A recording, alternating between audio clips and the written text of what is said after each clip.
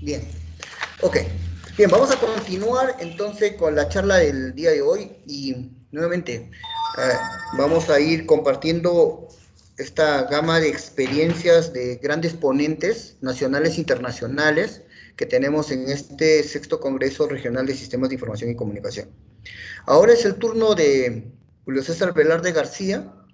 Él es arquitecto de software, el colaborador de Artic Code Balut. Ha contribuido en varios repositorios del programa de archivos de GitHub para este año. Es un experto en temas de desarrollo y el día de hoy nos va a compartir desarrollo web moderno con Blazor y Net.5. Bienvenido, Julio César, y aquí a esta sala. Muchas gracias, Jorge.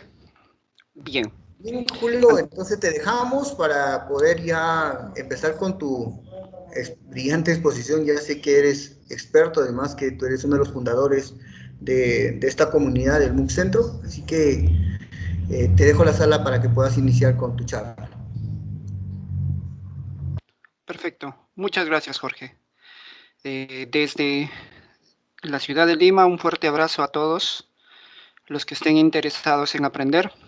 Es para mí grato volver a mis raíces, volver a hacer una charla para lo que viene a ser esta comunidad que hace muchos años fundamos con Jorge y por motivos de trabajo ahora me encuentro bastante alejado de ellos, pero siempre apoyando cuando existe la posibilidad.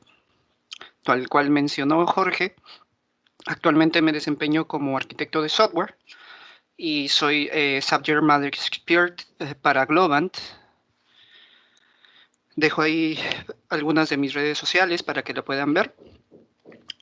En YouTube he colgado un curso sobre lo que es Netcore y cómo debería de utilizarse en un sistema operativo Linux para que aquellos que no conozcan sobre este desarrollo de Web APIs y este mundo nuevo que se está aperturando con las nuevas necesidades de las industrias, tengan la posibilidad de aprender a la manera que nosotros necesitamos en provincia.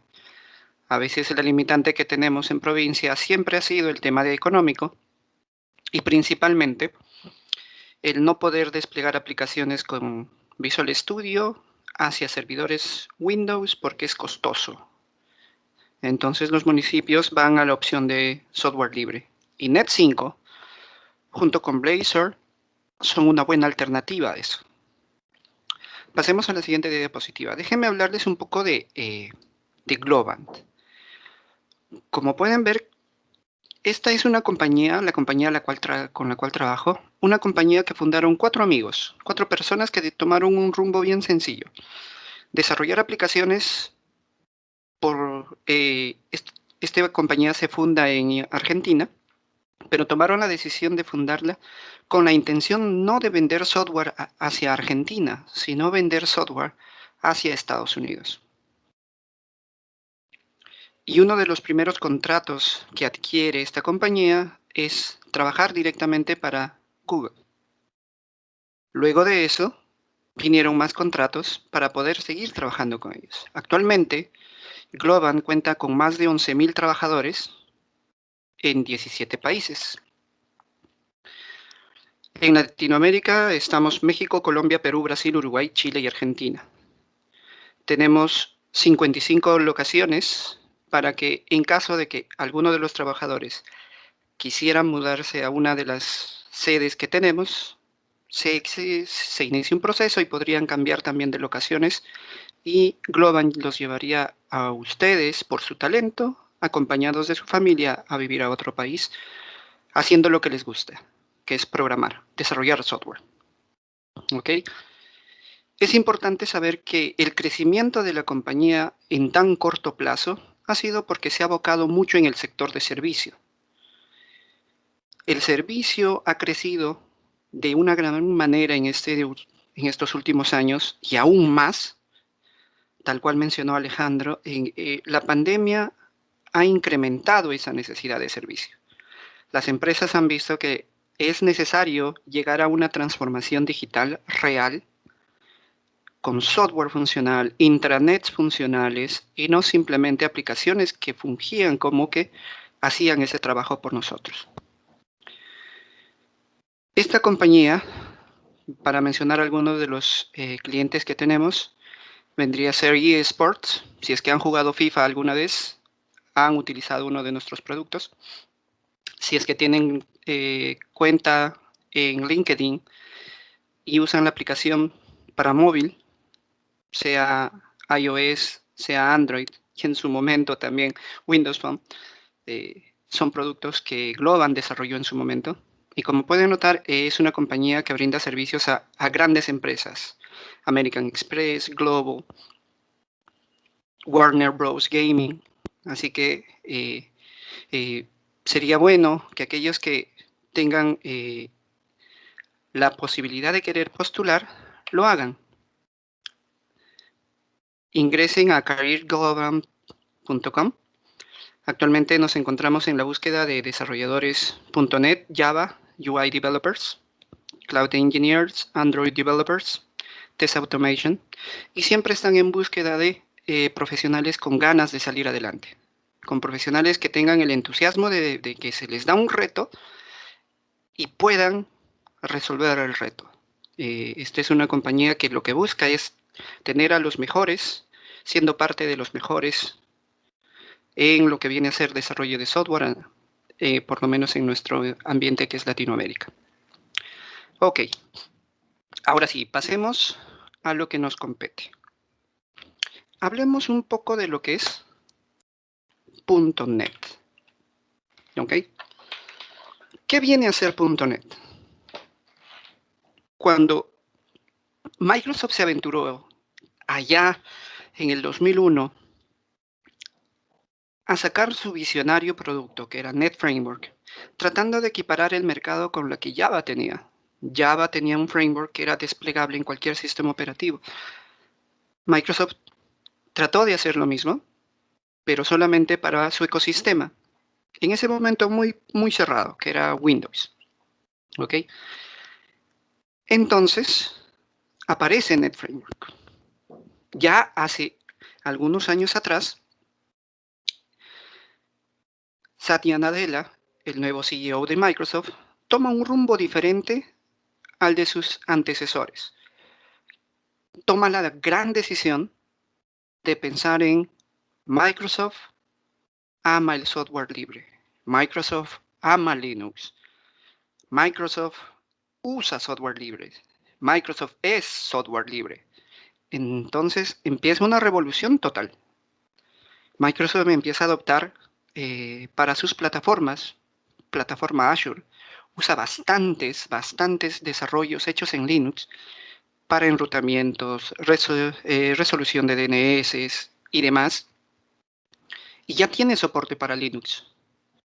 Pero faltaba algo, faltaba un punto donde nosotros podamos tomar decisiones en función al desarrollo que realizábamos. Faltaba que el Net Framework se vuelva open source. Es entonces que ya para el 2014 empieza a surgir el rumor de que Microsoft está pensando o estaba pensando liberar lo que es Net Framework como software libre.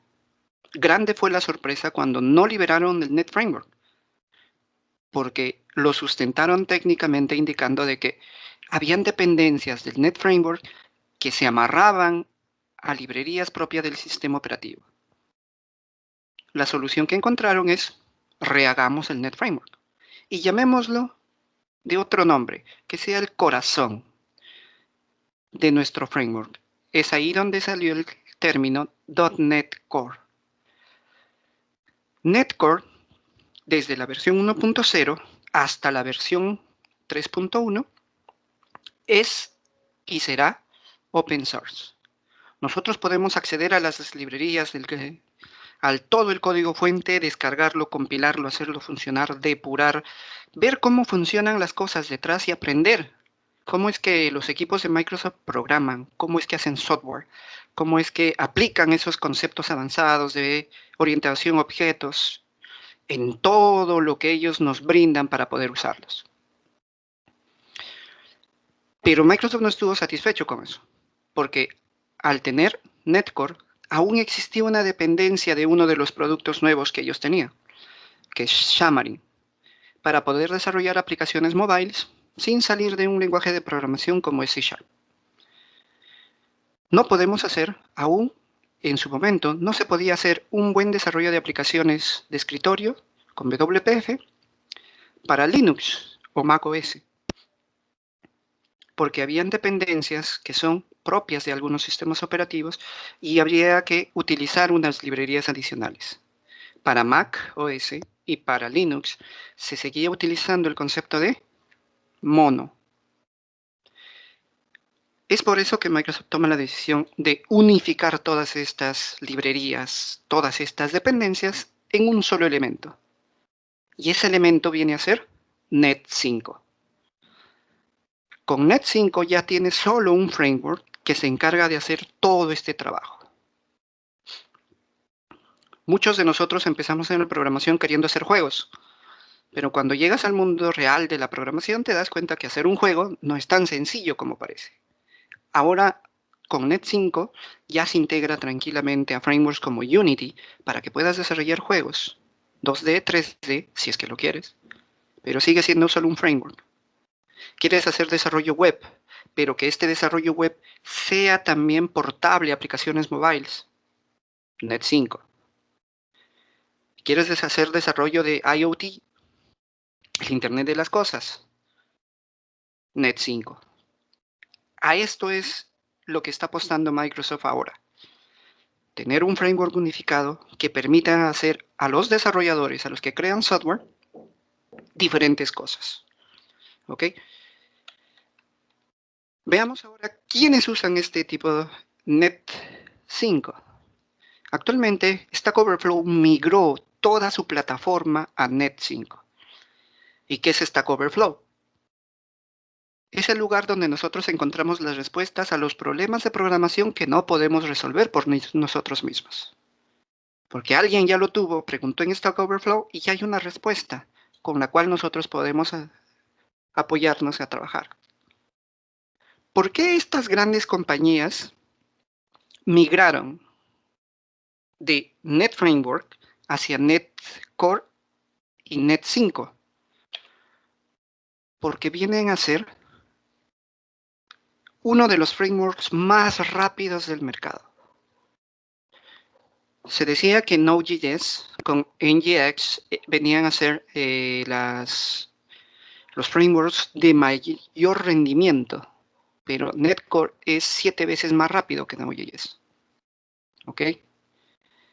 Y adicional a esto, algo que siempre me gustó del modelo de plantillas que devuelve Visual Studio Community Edition en adelante, es que ya te provee de un modelo seguro para poder trabajar y enfocarte en lo que realmente necesitamos hacer. ¿Ok?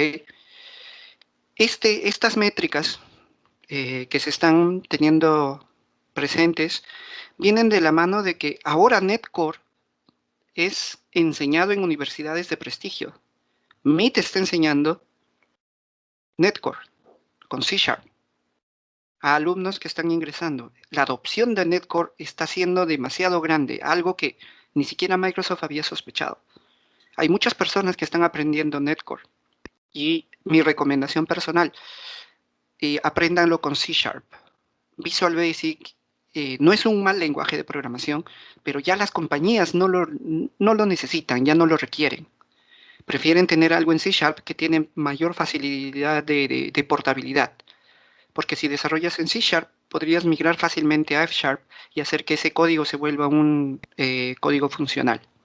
Con algunos cambios, obviamente, pero sería un poco más sencillo. Así que entendamos ese procedimiento. Recomendación, C#. Ya empezamos a conocer entonces el corazón del que nos toca hablar el día de hoy. Pero no podemos hablar de desarrollo moderno si es que no hablamos de HTML5. Ahora HTML5 es algo que estudiantes, profesionales, docentes deberían de saber al 100%. El primer borrador que se liberó de HTML5 fue el 2007.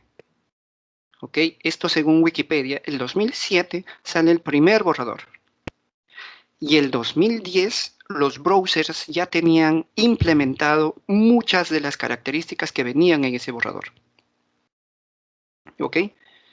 Oficialmente, HTML5 vio la luz el 2014. Señor, estamos 2020.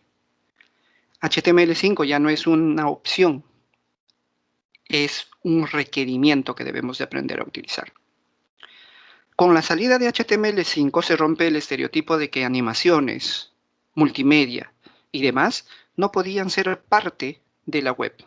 Esto obviamente viene de la mano de las telecomunicaciones que brindaron mejor acceso a Internet, y todo esto ocurría fuera de nosotros porque seguimos teniendo esas dificultades de tener un Internet que sea bueno para provincias, pero por lo menos tenemos la posibilidad de visualizar páginas como YouTube, páginas como Facebook, redes sociales y demás. Pero todo esto gracias a HTML5. Pero HTML5 tiene que apoyarse en algo muy importante. HTML5 va de la mano con JavaScript y CSS. Son los tres socios de la conquista, se podría decir. ¿Por qué? Si tú querías, por ejemplo, hacer un desarrollo web para escritorio y a su vez un desarrollo web, una página web para mobile, tenías que aplicar otros criterios, otras formas de programación. Así que tenías que tener dos proyectos por separado para tu proyecto web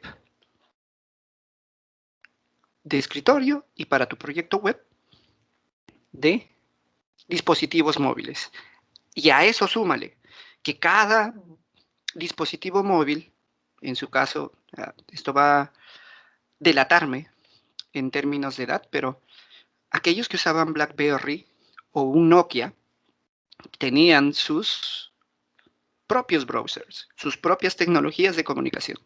Todos se comunicaban por el protocolo WAP, pero cada uno renderizaba diferente los controles que estabas haciendo. Así es que tenías que poner configuraciones opcionales para cada uno de esos dispositivos.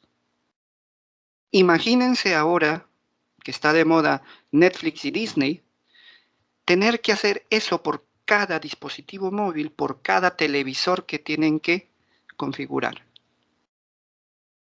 Tendrían un equipo de desarrollo más grande que los que tienen Microsoft y Apple juntos. ¿Ok? ¿Qué es el HTML5? El HTML es el lenguaje de marcado para posicionar los elementos del DOM en el browser, para que se rendericen en una cierta posición. El JavaScript le va a brindar funcionalidad que se va a aplicar del lado del cliente, es decir, en el navegador, en el browser. Y el CSS es para darle un aspecto visual más agradable. Si nosotros recordamos la película de Avengers, sería algo así. Tenemos al sargento Rogers con solamente con HTML5. Luego le ponemos un poco de estilo, pero al final le damos el poder de JavaScript. ¿Ok? Esto es el concepto principal, el corazón que está dentro de lo que es el desarrollo web moderno. Ahora, esto es hace no mucho, 2014, 2012, era esto lo que teníamos que buscar nosotros como programadores. ¿Qué es el modelo actual? El modelo actual es el concepto de Single Page Application. Todos se preguntarán, ¿y eso qué es? Es el framework que nosotros utilizamos si es que usan Facebook desde sus browsers, si se conectan desde escritorio. React viene a ser uno de esos frameworks de Single Page Application. Lo que indica esta teoría es que detrás de esas configuraciones que existen, se va a potenciar el poder de HTML5 con JavaScript y el CSS para poderle brindar un estilo más agradable. ¿Ok? Veamos cómo es que esto se podría ver. Lo vamos a ver en un pequeño ejemplo en unos minutos. Y la parte importante del Single Page Application es que esta es la cara bonita que nosotros visualizamos. Es la parte agradable que se queda a la mirada del usuario final. Pero por detrás tiene que existir mucha, pero mucha información, reglas de negocios y demás. Por ejemplo, nosotros visualizamos Facebook. Visualizamos quién acaba de postear algo, le damos like a algún meme que nos guste, pero ¿qué hay detrás de ese like? ¿Cómo es que ese contador se va incrementando? ¿Cómo sabe quiénes han guardado esa información? Porque algunas personas pueden ver el contenido que yo estoy publicando y por qué otras no. Todas esas reglas de negocio tienen que estar en alguna parte. Y eso viene a ser la Web API RESTful. El desarrollo web moderno se basa en estos dos, trabajando de la mano. Single Page Application lo que va a hacer es tener la aplicación, la cara bonita, en términos actuales, el frontend, para que el usuario interactúe con ese frontend. Y el frontend va a ser las llamadas remotas a la Web API, que vendría a ser el backend. Y el backend se va a encargar de hacer todo eso que nosotros no miramos al momento de navegar en Facebook, por ejemplo.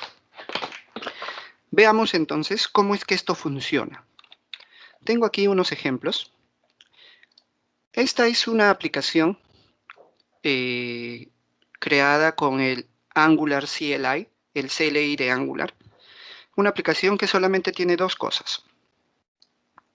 El componente principal y su módulo principal y un servicio. Este servicio lo que va a consumir es una API que yo creé. Esa API está hecha en NetCore. Esto de aquí que están visualizando en pantallas, en Visual Studio Code, vendría a ser mi frontend. Y veamos, voy a levantar el frontend. ¿Okay? Y ahora me voy a lo que viene a ser mi backend. Y esto que están visualizando aquí es mi backend. Con mi acceso a base de datos, esto es algo que siempre me gusta recalcarlo, estoy accediendo a MySQL, ya no directamente a un SQL Server que era mandatorio.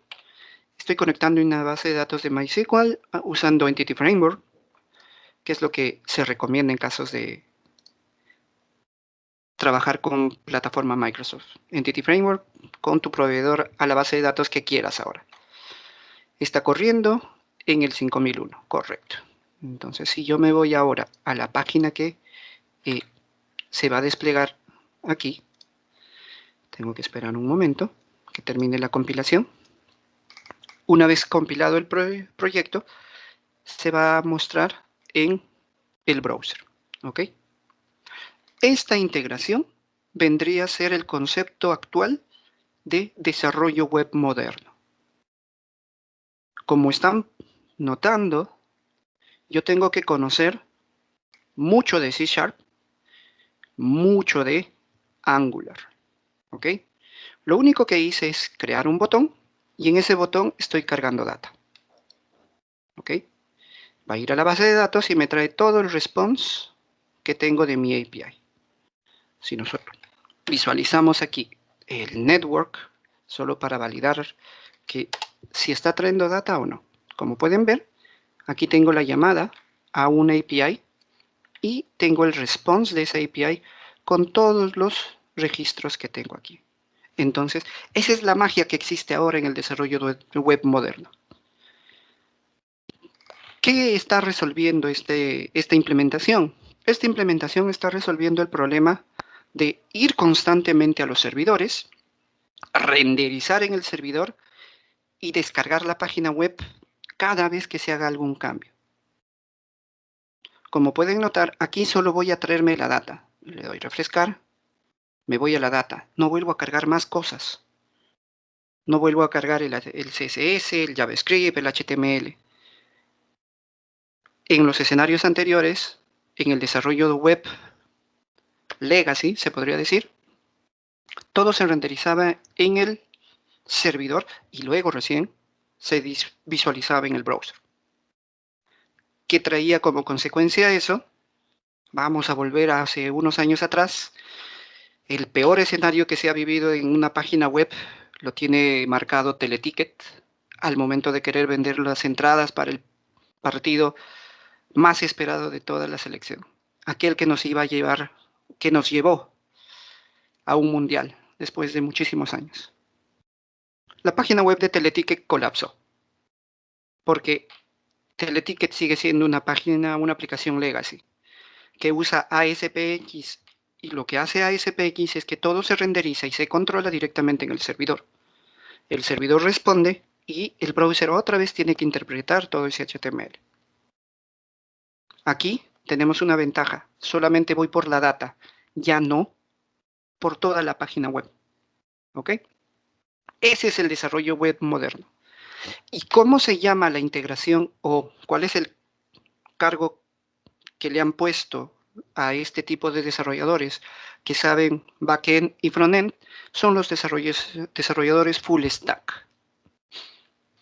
¿Cuánto puede llegar a ganar en promedio? Bueno, estos son, volviendo a la diapositiva, este ejemplo de aquí viene a ser un ejemplo de Glassdoor. Glassdoor es algo así como un LinkedIn, donde vas buscando opciones salariales también. Entonces, el promedio que podría llegar a ganar un full stack developer viene a ser de $87,000 al año. Pero esto, recuerden bien que es una métrica, no es estable, no es estándar. Es confiable, pero hasta ahí. ¿Ok? Existen algunas métricas adicionales, como que tenemos que nosotros, a aquellos que les guste hacer software, agradecer a la pandemia que ha logrado posicionar más oportunidades de trabajo. Aquellos que no tengan un LinkedIn, es momento de tenerlo. Como pueden ver, en Perú, en Estados Unidos, para trabajar remotamente, hay muchos empleos. Obviamente, uno de los requisitos más importantes que van a tener para poder postular estos empleos es que tengan un buen conocimiento de inglés. ¿Cuál es la ventaja? La ventaja es aprender mucho más de ellos. La ventaja es que trabajas desde tu casa, no necesitas salir. Una buena conexión a internet, una buena laptop que soporte conexiones remotas a VPNs. En un momento yo estaba muy equivocado pensando que necesitaba una supercomputadora para trabajar para alguna empresa de Estados Unidos. No es así, porque ellos te brindan una VPN, una máquina virtual, y tú te conectas remotamente a esa máquina virtual y lo único que necesitas es conexión a escritorio remoto. El procesamiento de tu computadora nunca se eleva, todo pasa en la nube, así que es una gran ventaja. Hay empleos, actualícenlo. Y aquí es donde quiero llegar a un punto muy importante. Si nosotros vemos el average de un full stack, que es unos 87,000, el tema con el full stack está en que ¿cómo podemos llegar a tentar ese tipo de posiciones? Pues es sencillo. Hay que conocer algunas cositas. Espero que se note bien la imagen. ¿Ok? Pero si no se nota, no se preocupen. Que tengo aquí el lugar exacto donde tenemos que revisar. Esto es todo lo que tenemos que saber.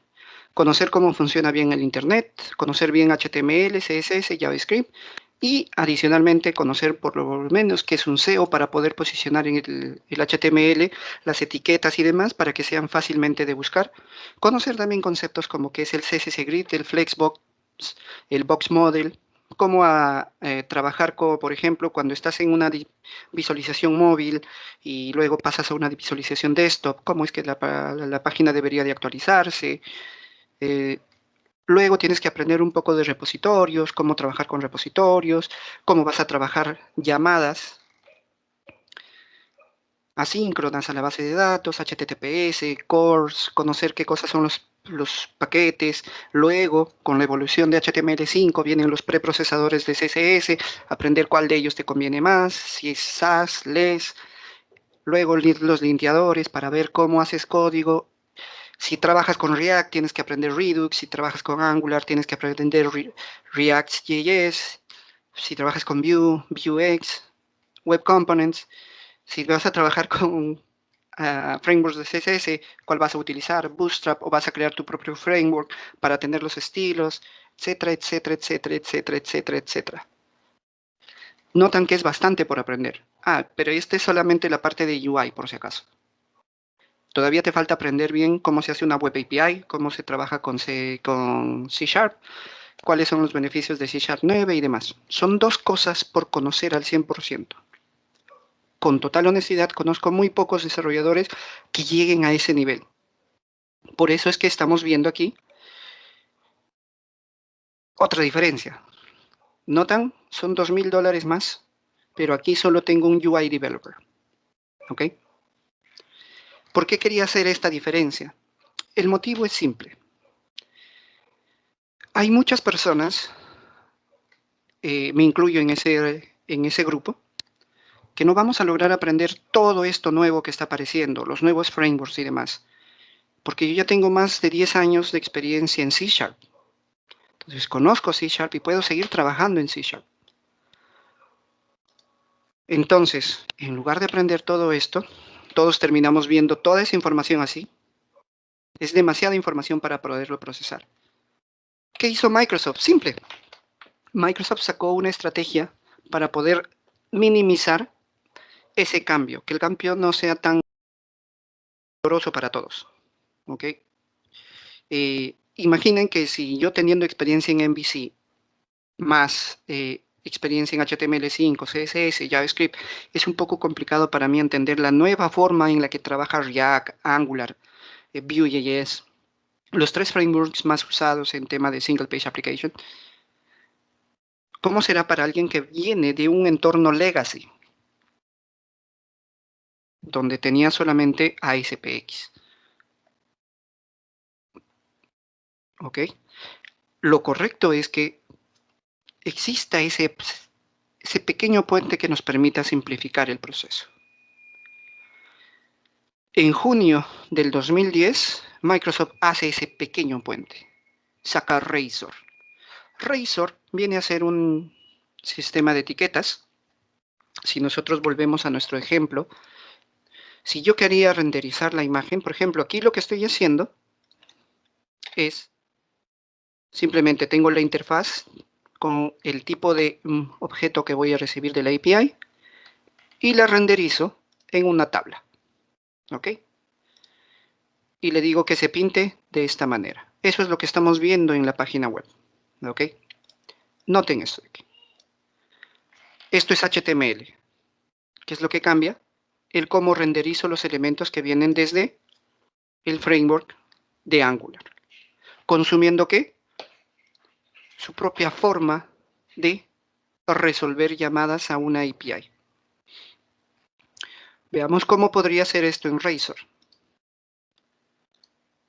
Tengo el mismo objeto, algo similar, person, y este proyecto de aquí es un proyecto de Razor. ¿Cómo me doy cuenta? Simple, voy a la sintaxis. ¿Notan que tengo aquí? Sigo teniendo HTML5. ¿Cómo lo reconozco? Por la forma del HTML que tiene. El T-head, el T-body, que vienen de HTML 4.1 en adelante. Pero aquí tengo algo que es propio de Razor, que es un for each. Que es un for, es un loop que va a ir iterando hasta completar todos los elementos que tenga en esta lista. Pero ¿cómo lo tenemos entonces en Angular? ¿Cómo es que esto se está haciendo? ¿Notan? También tiene su propio lenguaje, su propia forma de iterar sobre estos elementos. Es bastante similar. Esa es la idea. La idea es que el impacto que aprendiste HTML5 no sea tan fuerte y simplemente agregarles ciertas lógicas. Entonces aquí, en este Razor page, lo que tengo es, declaro a mi variable pública de people, genero mi grupo de personas y nada más. Ejecutemos para ver cómo es que esto se pinta en un browser. Este ejemplo es crear nuevo proyecto y hacer solo los métodos que necesito. Tan simple como eso. No te toma más de 5 minutos hacer ese ejemplo. ¿Ok? Correcto.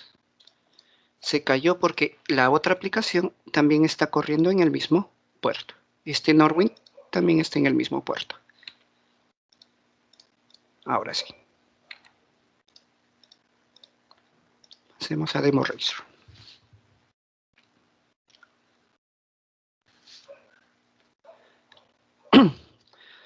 Con la forma que lo implementé, lo que va a pasar es que cada vez que yo haga un F5, van a cambiar los nombres. Entonces, para mí es más simple, porque yo conozco C#. Y puedo seguir trabajando las llamadas y demás con C#. Pero ¿cuál es la desventaja? Este código sí hace lo que nosotros no queríamos que haga. Cada vez que le haga un F5, trae el servidor, va al servidor y se trae data. Va al servidor y trae data. Eso no lo hace un single page application. Esa es la gran ventaja. ¿Ok? Entonces, ¿cómo hacemos que esto se vuelva un single page application? He visto que algunas compañías lo que hacen es embeber en Razor la funcionalidad de Angular o React. Motivos de seguridad, hay muchas razones para ello. La manera correcta de tener las cosas es un proyecto para tu frontend, otro proyecto para tu backend. Esa es la ley, se podría decir. Pero hay ocasiones especiales donde tienes una autenticación legacy que se amarra todavía a un web server, entonces te ves en la obligación de embeber este desarrollo en alguna aplicación Razor. ¿Qué ha pasado con el pasar del tiempo? Ahora existen nuevas necesidades. JavaScript viene a ser un lenguaje interpretado. ¿Qué quiere decir esto? Pongámonos a ver uno de los sitios más comunes de redes sociales que ha sido causante de que ahora el Congreso nos quiera meter presos por retuitear o poner videos de las manifestaciones que hubieron. Twitter. ¿Qué es lo que sucede? Como pueden notar, este es un JavaScript. JavaScript es un lenguaje interpretado. Por ende, si yo hago algo como, ponerle un breakpoint, refresco, puedo depurar la aplicación desde mi navegador. Ojo, estoy en Twitter. Podría hacerlo con cualquier página. Y si tengo el conocimiento adecuado, puedo empezar a hacer cosas que no se deben. ¿Cómo asegurar esta información? ¿Cómo hacer que este código sea más seguro? Pero el grave problema que existe en un browser es que no tienes código compilado. Al ser JavaScript interpretado por el navegador, tenía que haber una forma de hacerlo. Y eso es WebAssembly. WebAssembly viene a ser la forma de embeber código binario compilado, un JavaScript compilado, como parte de tu aplicación web. Eso vendría a ser WebAssembly. Actualmente es un estándar de código abierto que están usando algunos compiladores como C, C++ o Rust para poder generar un binario de cierto código que tú tengas. ¿Cuál es la ventaja de esto? El tiempo de carga de tu JavaScript va a ser más rápido. Otra de las ventajas es más seguro. Porque al ser un binario, ya no vas a ver el código que visualizabas antes. Este es un estándar, ojo, este es un estándar que lo han propuesto muchas personas para que esto salga como algo como lo que tenemos HTML5, que cualquiera puede hacer su implementación de HTML5. Es por eso que Chrome tiene su implementación de HTML5 en su browser. ¿Cómo lo interpreta? Bueno, ya se murió por fin Internet Explorer, así es que hablemos de Edge. También tiene su forma. Mozilla, Opera y los demás browsers que existan en el mercado. Chromium. ¿Ok? Entonces, con esta teoría Microsoft se agarra de su caballito de batalla que es Razor y saca al mercado algo llamado Blazor. Blazor viene a ser la manera como nosotros como desarrolladores, con nuestro conocimiento en Razor, podemos hacer single page applications con Blazor. ¿Ok? Blazor tiene dos modelos. Los modelos donde vas a renderizar la página como un SPA o como cuando lo vas a tener del lado del servidor. ¿Ok? Blazor está estable desde la versión 5 del framework, desde la versión 5 de .NET. Entonces, ¿qué logramos con Blazor? Blazor nos permite hacer comunicación constante a diferentes servidores de manera sencilla. Voy a mostrarles los ejemplos que tengo a la mano para que ustedes puedan ver cuán sencillo sería trabajar con Blazor si yo ya tengo un background, es decir, un aprendizaje previo con Razor. Cerremos esto de aquí. Vámonos a primero detener esta aplicación para ver acá. Vamos a ir matando las aplicaciones que ya no necesitamos. Este es un ejemplo que es público. Microsoft lo tiene libre en su cuenta de GitHub. Entonces pueden verlo directamente ahí. ¿Qué es esta aplicación? Esta aplicación viene a ser una forma de mostrar cuán fácil nos podemos mover. Voy a hacer el ejemplo simplemente del shopping cart. ¿Ok? Como pueden ver aquí, este es un modelo Razor, porque tiene la validación, tiene el for each, y lo que se encarga de hacer este proceso es que al finalizar la compra, o mejor dicho, al agregar elementos a nuestro carrito, va a ir renderizándoles para poder ser visibles en el carrito de compras. Como vamos a ejecutar para ver cómo es que está funcionando. ¿Ok?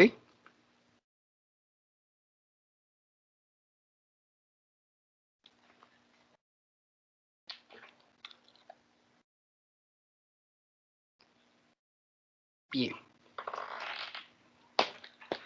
¿Ok? Este es el ejemplo. Tiene un carrito de compras, entonces vamos a agregarle unos frenos. Lo agrego al carrito y ya veo el carrito. Entonces, cada vez que yo le doy clic aquí,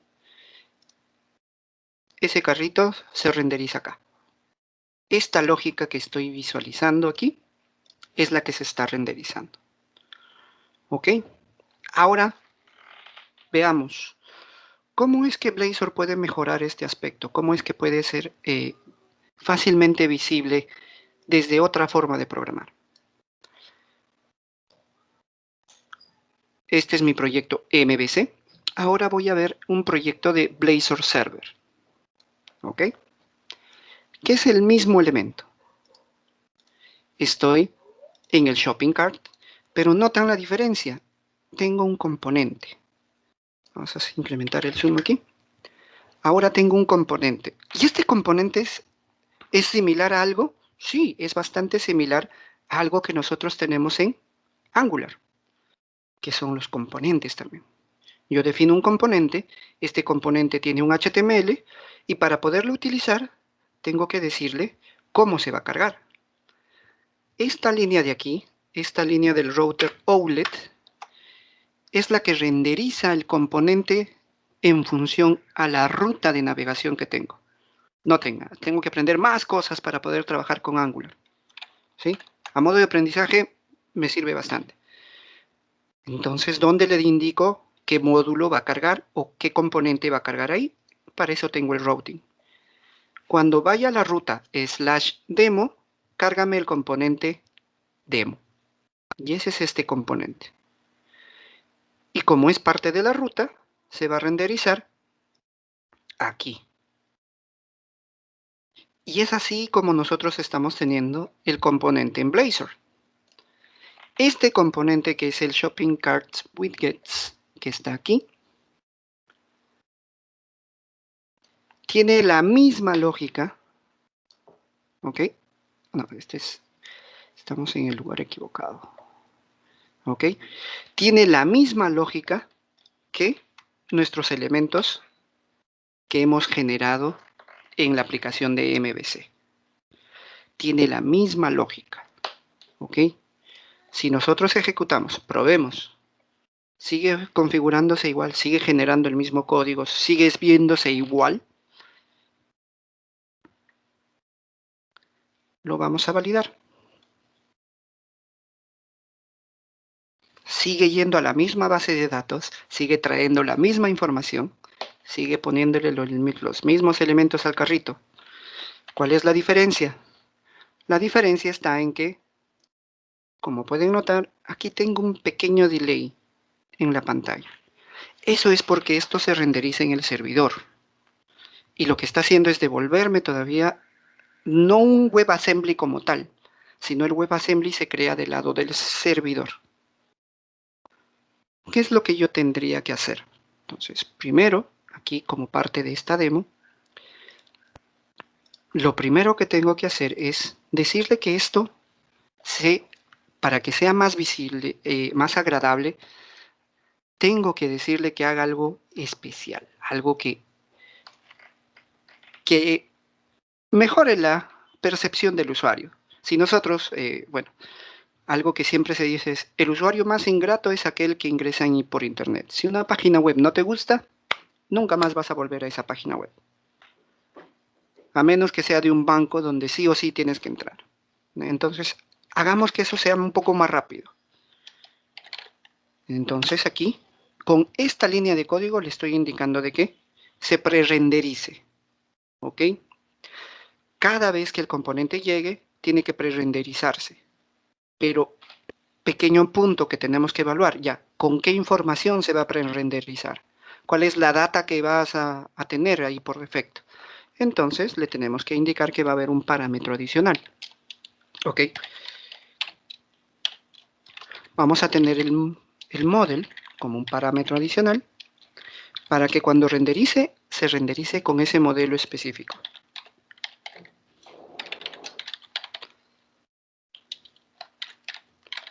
¿Ok? Este ya es un método que existe.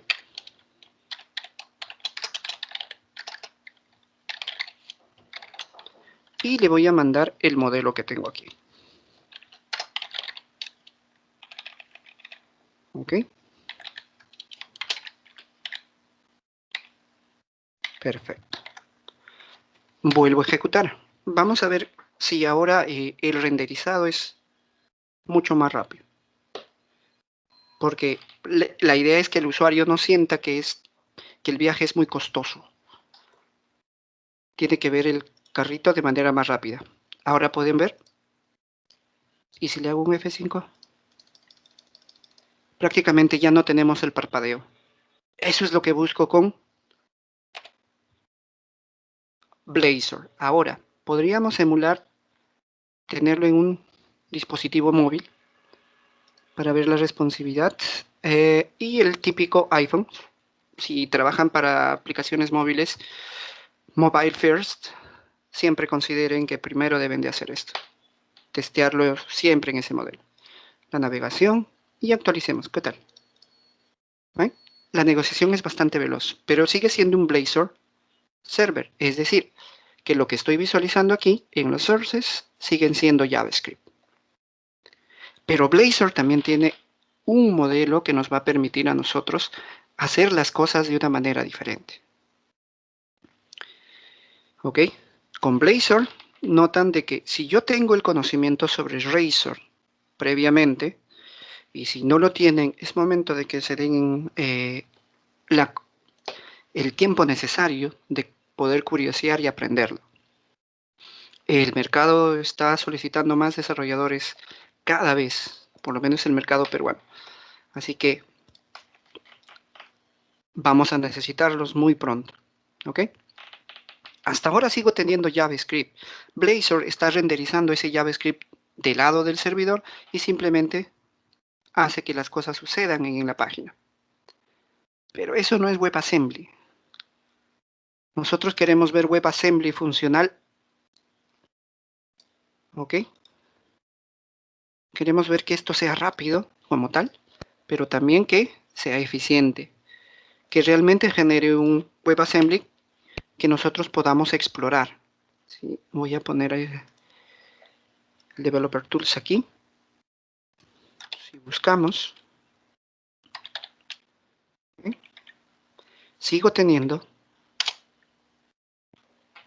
código de JavaScript. ¿Qué es lo que sucede? Viene a mi servidor, se hace lo que se tenga que hacer y llega acá como tiene que llegar. Y el JavaScript, el browser lo lee y lo interpreta. ¿Puedo ponerle breakpoints? Sí. Pero con todo ese código va a ser difícil. No, miren ahora que existe este botón de aquí. Ya lo puedo dividir y poner los breakpoints donde quiera.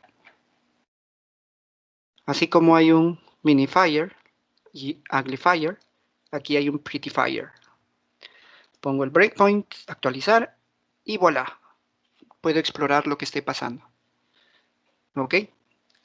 Entonces, nosotros nos preguntamos, ¿cómo podemos hacer que esto sea más seguro? Muchas de los ataques que se hacen para aplicaciones web nacen de nuestro propio código. Sin ir muy lejos, voy a utilizar aquí una ventana en privado.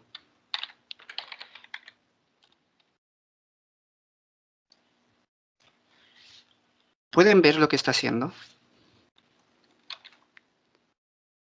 ¿Ven?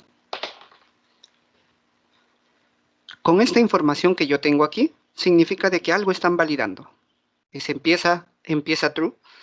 Me dice de que yo podría empezar a bucear dentro del código JavaScript y sacar información. O no sé, atacar claro. ¿Ok? Nosotros somos los responsables de asegurar el código como desarrolladores. Así que tengamos eso en cuenta al momento de desarrollar. Este ejemplo, perfecto. Es un ejemplo donde ya tienes una aplicación Blazor, pero si tú quieres ir al siguiente nivel y poder tener una aplicación Blazor tipo WebAssembly, lo que tienes que hacer es simple. Tienes que entender que el modelo WebAssembly es Single Page Application. ¿Cuál es el modelo de un Single Page Application? Frontend en una parte, backend en otra parte. ¿Ok? Esa es una de las ventajas que tenemos aquí con Blazor. Esta es la implementación con un WebAssembly. Lo primero a notar es, tenemos 4 proyectos ahora. Ya no solamente los modelos y el website. Tenemos 4 modelos. Porque hay que utilizar un cliente para conectarnos por Web API. Recuerden que esa es la lógica del Single Page Application. El SPA se ejecuta en el browser. Y tenemos ahí un monstruo grande que pisa fuerte, que es nuestro backend. ¿Qué más de adicional tiene aquí? Como pueden notar, tenemos controladores. ¿Por qué? Para que estos controladores respondan con la información de la base de datos. ¿Cuáles son los productos que tenemos? Devuélveme todos los productos. Y también tenemos aquí para agregar al carrito. Agregar o quitar elementos del carrito. Si nosotros renderizamos, ejecutamos esta aplicación, vamos a poder visualizar qué es lo que obtenemos del lado del browser. Vamos a notar que en la parte inferior ya no tenemos JavaScript, sino tenemos un WASM. ¿Y por qué es un WebAssembly? Aquellos que hayan programado alguna vez a bajo nivel, el lenguaje con el que se hace es Assembler. Y eso es lo que tenemos aquí. Haciendo de que nuestra aplicación no es que no sea imbatible, inquebrantable, pero hace que esta aplicación sea más segura. ¿Y qué más nos brinda? Este es código binario. Cuando nosotros hacemos ejercicios en C#, mejor dicho en C++ o C, uno de nuestros problemas era que cuando se compila, el binario no funcionaba bien. Aquí el browser y todos los browsers ya saben cómo leerlo. Es por eso que sigo visualizando la misma información. ¿Recuerdan cuántos elementos tenía en mi carrito? Tenía 2. Y si ahora yo voy aquí al network y visualizo qué es lo que estoy haciendo, en vez de traer limpio la cadena para ver carrito, carrito, y se trae solamente la data. ¿Ok? Validándose. Recuerden que el status 304 o todos los status 300 son del caché local. Es decir, esto no está yendo al servidor. Revisa en lo que tiene descargado en la aplicación. A ver, veamos aquí. En el local storage, ¿hay alguna información que necesito leer? Los elementos están aquí, completo, perfecto, no hay ningún cambio. Ahora hagamos una remoción. Hasta el remover es veloz. ¿Eh? Solo voy a traer data.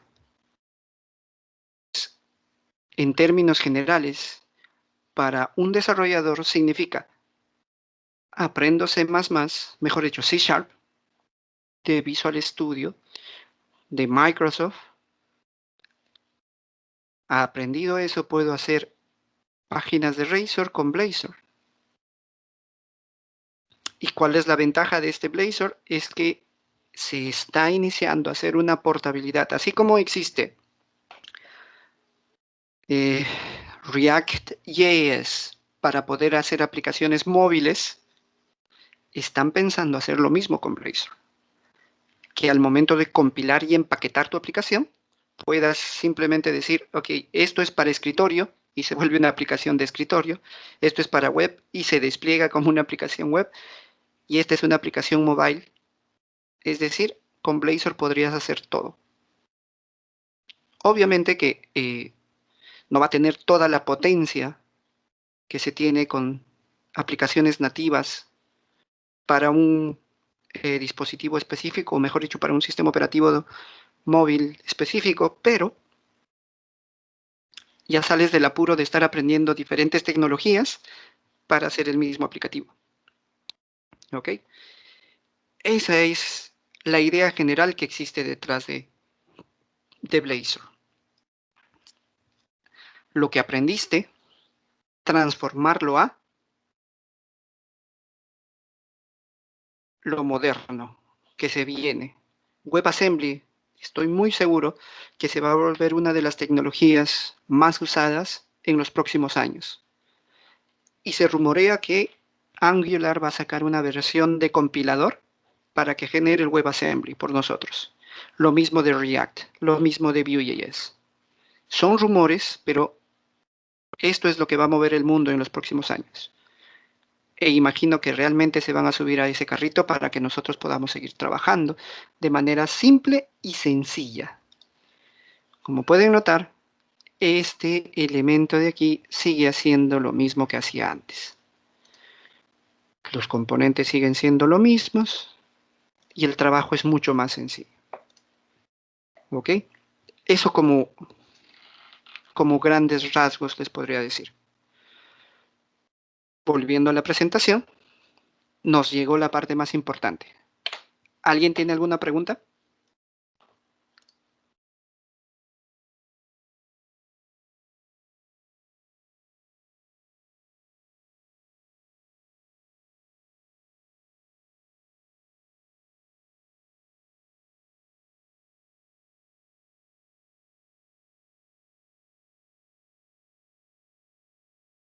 Por el silencio, asumo que no hay preguntas.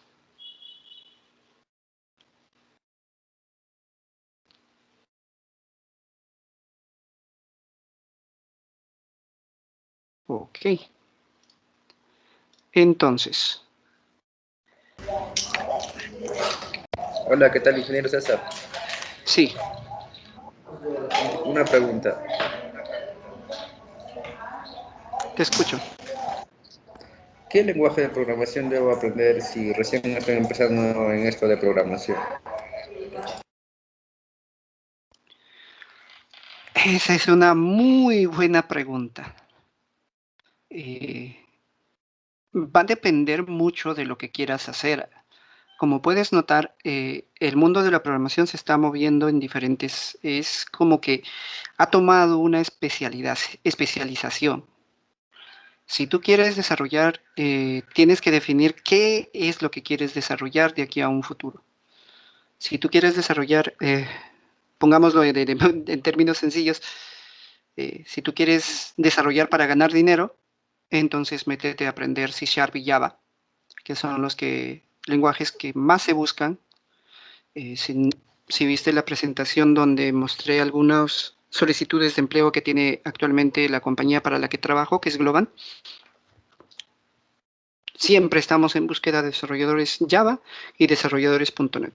Entonces, C# y Java deberían ser tus caballitos de batalla. Si te familiarizas más, si quieres hacer algo más sencillo, C# es el camino. Java tiene su forma de trabajar, existen muchos IDEs y por cada IDE aprendes métodos abreviados de teclado diferentes, por ende hace que al momento de estar aprendiendo exista más confusión. Y suele pasar que en el caso de Java, algunas compañías te exigen trabajar con una herramienta, un IDE diferente. Tú trabajaste con NetBeans, experiencia personal. Trabajé con NetBeans, conocía el teclado de abreviados y me pusieron a trabajar con IntelliJ IDEA. Cambiar a IntelliJ IDEA fue un poquito, pues una curva de aprendizaje adicional a solo conocer el lenguaje. Si trabajas con C#, sabes Visual Studio y no hay otra cosa mejor que Visual Studio por ahora. Así que te recomiendo esos dos lenguajes de programación. Ahora, si tú quieres aprender a hacer desarrollo móvil, entonces tendrías que irte a Android Studio, si quieres hacer desarrollo para lo que viene a ser Android, y Swift en caso de querer hacer desarrollo para iOS. Si lo que tienes es cero conocimiento de programación, Udemy es una opción muy tradicional. Ahora hay muchas personas, esto hay que agradecerlo muchísimo, hay personas que suben contenido de manera gratuita para poder aprender. Así que también hay bastante información gratuita en YouTube. ¿Quieres aprender lo fundamental de programación? Código facilito. En YouTube te va a ayudar bastante. Gracias, ingeniero. ¿Alguna otra pregunta?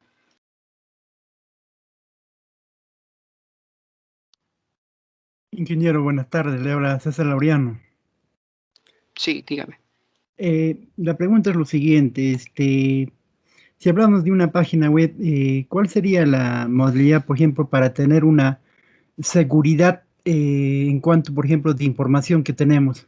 ¿Qué mecanismo o de modo, por ejemplo, para poder aplicar una programación que sea más segura? Por ejemplo, cuando tú tienes una página web, en este caso, por ejemplo, de una cooperativa, o lo que maneja, por ejemplo, mayormente de cuentas, ¿no? Vamos a decirlo así. Ok. Pongámoslo así. Ahí, tradicionalmente, para asegurar información en aplicaciones web, todo ese concepto se engloba en el término identidad. Lo que tienes que administrar ahí es la identidad de la persona que está accediendo a la información. Y recae en dos factores muy importantes, dos términos que es autenticación y autorización. La autenticación es cómo el usuario se conecta a tu servicio y la autorización viene a ser las restricciones que va a ir teniendo esta persona según los módulos que quiera acceder. ¿Ok? En términos de desarrollo web moderno, todo se hace con JSON Web Tokens. ¿Ok? Entonces, ese sería el lugar donde tendrían que buscar. Ahora, si es una aplicación Legacy, ASPX y demás, ASP.NET Identity es la que se encarga de hacer todo ese proceso. ¿Ok? Por ende, esas serían las opciones que tendrías que buscar. Eso como primer punto para asegurar la información.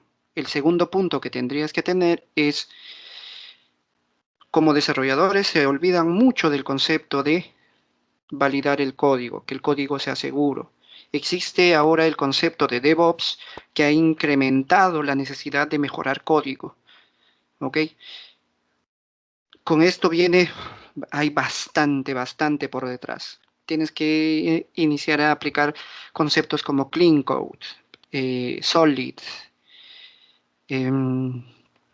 disminuir la duplicidad del código, disminuir la complejidad ciclomática, etc. DevOps, de la mano con una herramienta que se encarga de hacer análisis de código estático, que viene a ser SonarQube y es gratuito, te da la oportunidad de mejorar, romper pequeños huecos de seguridad en código estático. Ojo, el análisis estático se refiere a leer tu código en el formato en el que se encuentra de texto. Es decir, en mi caso, si hago un ejemplo, es cuando tengo este tipo de archivos .cs. Entonces va a leer todas estas líneas de código y va a decirme, oye, mira, por si acaso, creo que puedes tener un problema aquí de seguridad. Y menciono y hago énfasis en el creo, porque es lo que hacen estos analizadores. Y entonces un administrador o un desarrollador visualizará, no, esta parte es segura porque en la parte superior, en el constructor, ya lo estamos validando. No sé, cosas así, ¿no? Adicional a eso, ese es el análisis estático, tienes que hacer un análisis dinámico. Y el análisis dinámico viene a ser un pen testing. ¿Ok? Es decir, métete a un OWASP proxy, que es una tool gratuita también, que lo que va a hacer es escanear tu página para ver, oye, posiblemente acá tengas un SQL injection, porque hice esta prueba de SQL injection y me dio resultado positivo. Y va a hacer en este caso es un web scraping, va a barrer con todos los links que exista en esta página y tratar de aplicarles todas esas reglas de seguridad que tiene. Tratando de vulnerar el redireccionamiento de URLs y demás, ¿no? Todo lo que pueda hacer. Eso ya no es opcional en estos tiempos modernos. Eso es mandatorio. Todo tiene que ser, en el caso de una caja, mucho más, tiene que ser mandatorio. Y el modelo tradicional con el que he visto que trabajan las cajas municipales y cajas financieras, viene a ser el concepto de VPN y Remote Desktop. Se conectan por una VPN y tienen que eso es lo más rápido de hacer que rediseñar su página web para que permita intranet y lo más tedioso, qué usuarios acceden al módulo 1, qué usuarios acceden al módulo 2, etc. Depende mucho de cómo esté programada la aplicación para que esto sea en términos de simplicidad, sencillo o no. Espero que eso responda a tu pregunta. Gracias, ingeniero. Gracias. ¿Alguna otra pregunta, señores?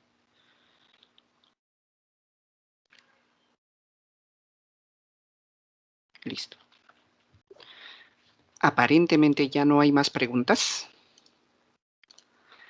Aprovecho que acabo de ver que Edwin Garzón está conectado. Un gran saludo, mi hermano. Pues César, mi estimado, ¿cómo estás? Qué gusto saludarte. Igualmente a la distancia. Ratos sin vernos, Muchísimo, pero siempre en el muchísimo. corazón, hermano.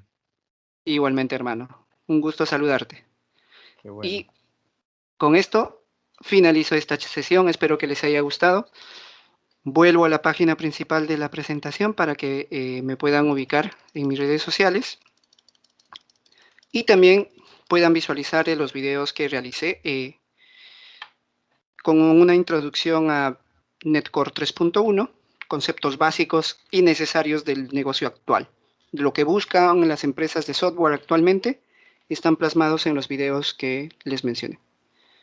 Bueno, Jorge, sería todo de mi lado. Muchas gracias por la invitación y que no sea la última vez que me invites.